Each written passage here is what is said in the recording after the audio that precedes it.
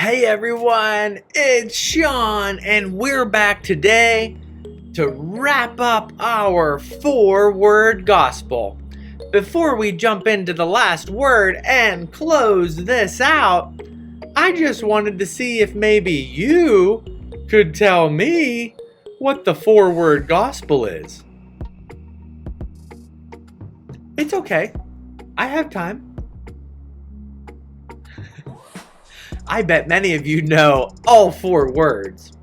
And my challenge to you is don't just know the words, but understand the story and know maybe 1 or 2 verses where you could find exactly what you're talking about.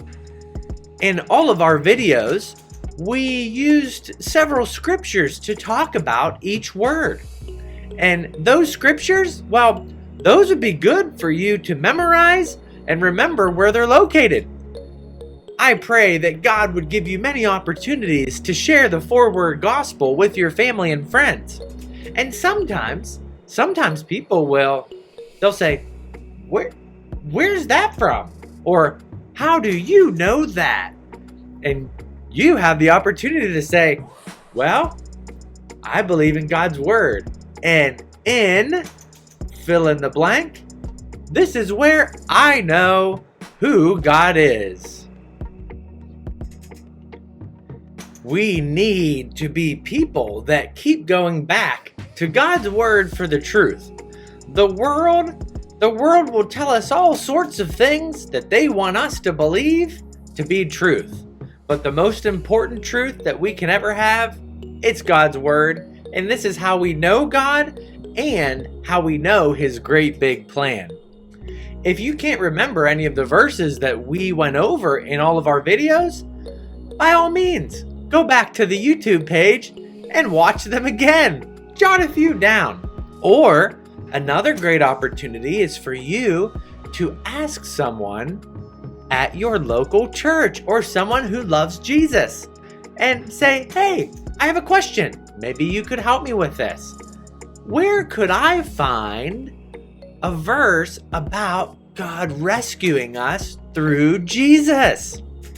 It's really important that you find a good church home and a group of believers that can help you to grow and to know the scriptures.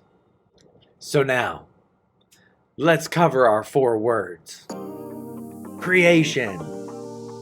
God created everything, the heavens and the earth and everything in it, and it was good. Adam and Eve, they were in a beautiful garden, and sin was not part of the original design. They lived at peace, and they got to go on walks with God. The animals seemed like they were pretty friendly, and the plants, they had everything that they needed. But there was the fall. You see, there was a plan by Satan to disrupt all that God had made. And when sin enters into the world, it does just that. It ripples out. Adam and Eve, they disobeyed God's rule in the garden. And it brought sin, and sin brought death. And with it, pain and suffering. And all of God's good creation, well, it was broken and it was flawed. And even you and I, we have experienced the effects of sin because we too sin. It's rippled that far out, all the way from the very beginning, all the way into today. We can look around our world and see the brokenness and the sin that exists. But God had a plan. His plan was to rescue us, and He would do that in a very special way. He would rescue us through Jesus. Jesus would come into the world as a baby to live a perfect life and die in our place for the forgiveness of sins. Now, is that how you would save the world? Is that how you would restore brokenness? Or defeat sin and conquer death through a baby? God has a great plan, and it's through Jesus. Jesus does die on the cross, but he doesn't stay there. He comes back from the dead. He resurrects. And then Jesus, he's around his disciples and many people, and then he goes back to heaven. Jesus is alive today, and it brings us to our last point. Restoration. Yes, you see, the resurrection was the first glimpse of God's plan for restoration. All that is broken, all that is dead, all that is flawed will be made new, made perfect. It will come alive. God in his goodness has a plan, not just to rescue us, but to fix all of this mess. Part of this restoration is that God restores us within our hearts. He makes us new each day to be more like him.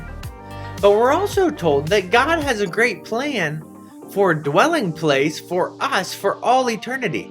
This place, it's going to be very much similar to the original creation. Everything will be at peace. We will be in God's presence and enjoy him forever. I think that, well, we will not need anything there in heaven. We'll have everything that we've ever wanted or needed. And his name is Jesus. You see, we have a lot of stuff in this world, but we could have more and more and bigger and better, but it never really satisfies us. But Jesus satisfies our hearts. He is everything that we need. And when we are with him forever, there's just a lot of other things.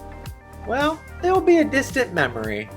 So here's our first description of this place, an actual place that God will have for his believers to be with him.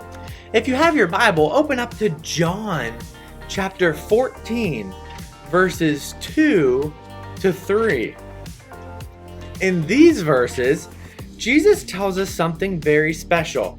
And I actually love it because in Jesus' lifetime, Joseph, who was Mary's husband, and Jesus' stepdad, remember, Jesus is conceived by the Holy Spirit and born of a Virgin Mary. So Joseph is his stepdad. But his stepdad was a carpenter or a builder. He worked with his hands. And do you know what I love about that? Jesus probably learned the family business. And Jesus probably could build things. He probably learned it from his dad. So, Jesus tells us this. Here's something, just a glimpse of what heaven will be like. John 14, 2 to 3. It says, "In my Father's house are many rooms. If it were not so, would I have told you that I go to prepare a place for you? And if I go and prepare a place for you, I will come again and will take you to myself, that where I am, you may also be." Jesus is talking about taking his followers to heaven. And in this heaven, there are places for us, well, to call home. It's our forever home. And I love that Jesus says, would I have told you this? Would I have told you this if it wasn't so? Everything Jesus promises, it comes to pass. His word is true. And so he tells us that we have a home in heaven and that we'll have a place to spend eternity with him. I love that Jesus says, I will go and prepare a place for you. Jesus, the builder, he goes and prepares a place for us. And that place, it's not going to fall apart. It won't need a new roof and new windows. It will be perfect because Jesus made it for us. And let's look at one more together. This one I love. It's Revelation 7, 9 to 10. Because when we talk about the four-word gospel and we look at the brokenness in our world, it's very clear, even today, that, well, sin is present. And so is hatred and selfishness and pride. All of these things, they They want to destroy our relationships with each other, but also our relationship with God. And in these verses, Revelation 7, 9 through 10, we see that, well, it's the end of the story. It's the closing of the forward gospel, this restoration. And let's look at it, because it doesn't sound like brokenness. It sounds like peace. And it sounds like worship. And it sounds like joy. And it sounds amazing. It sounds spectacular. It sounds wonderful. And I would like to be there. And I would love to see you there too. Here's what it says. Revelation chapter 7, 9 through 10. After this I looked, and behold, a great multitude that no one could number, from every nation, from all tribes and peoples and languages, standing before the throne and before the Lamb, clothed in white robes with palm branches in their hands, and they're crying out with a loud voice, "Salvation belongs to our God who sits on the throne and to the Lamb." And all the angels were standing around the throne and around the elders and the 4 living creatures, and they fell on their faces before the throne, and they worshiped God, saying, "Amen, blessing and glory and wisdom and thanksgiving and honor and power and might be to our God forever and ever. Amen." I read a couple extra verses because I got so excited. That sounds like a place I want to be. A place where all nations and all people will worship the living Christ, worship our Creator God with the angels. We will sing with them and we will bow before Him. This is what heaven looks like. Those who are in Jesus will live in harmony and in peace with one another. And they will worship the true and living God, and we will enjoy Him forever. Make no mistake, He restores us here now to make us more like Christ. And His restoration, His plan, it will come. It will happen. Jesus is going to come again and fix all that is broken in the world. He did defeat sin. And He did conquer death. And the Bible tells us in Revelation that one day it will be eliminated for eternity.